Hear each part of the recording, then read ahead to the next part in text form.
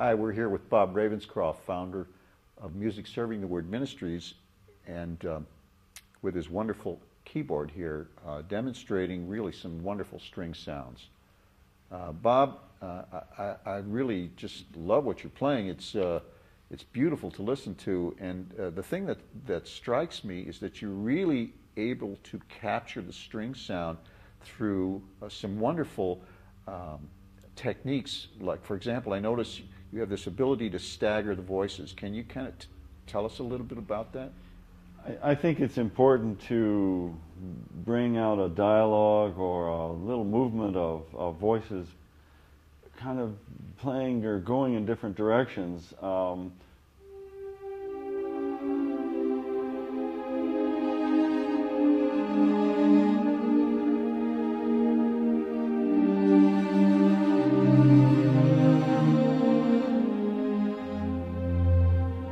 It could be a kind of a contrapuntal technique, but it's a trading off of ideas between this voice and then that voice and then maybe down here.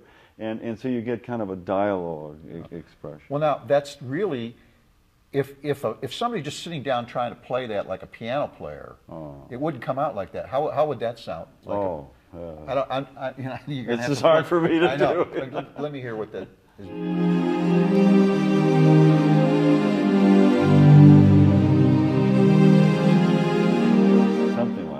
It's hard for me to do. That doesn't sound that bad, but no, still, it's really quite different from what you were doing before. Yeah. The strings are so beautiful and sensitive in their expression, and that's what I try to emulate. And you could just say it's all smoke and mirrors. Well, it's true, but we have to try to get into the believability of the sounds. Now, smoke and mirrors, this is where many of the movie scores that we hear now coming out of Hollywood are done with these instruments. Yes, absolutely, absolutely. They can work wonderfully well.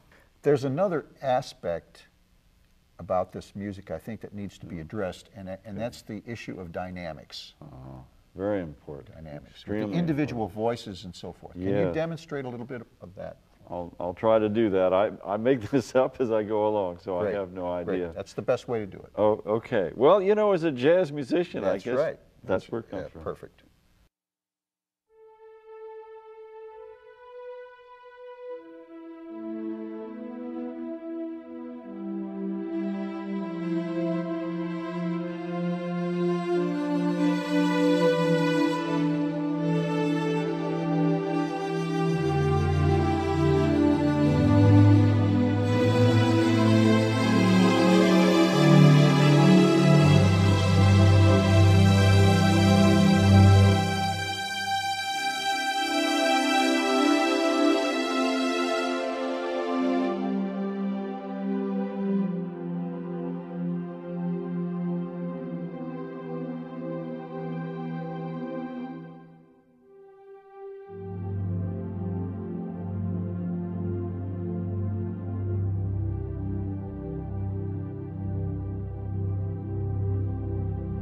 Well, it's beautiful. It sounds like Vince Mendoza's writing or Klaus Ogerman.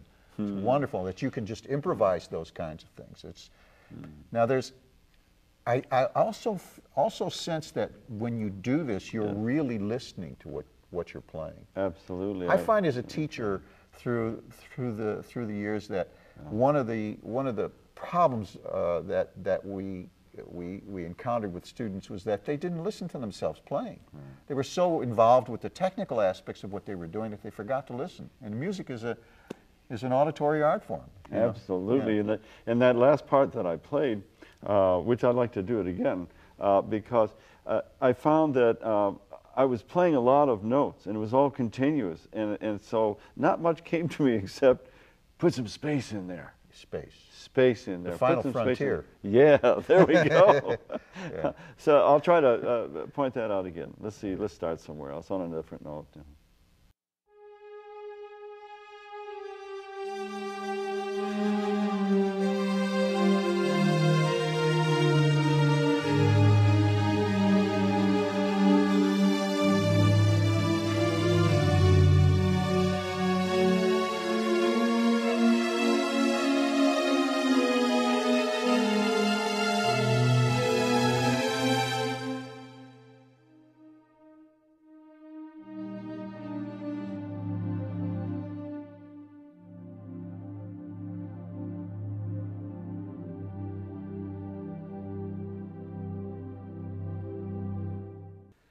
So we've learned a lot today.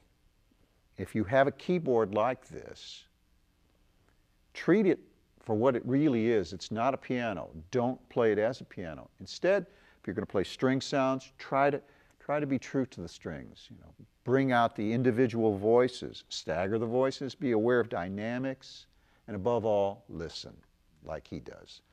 Bob, why don't you take us out and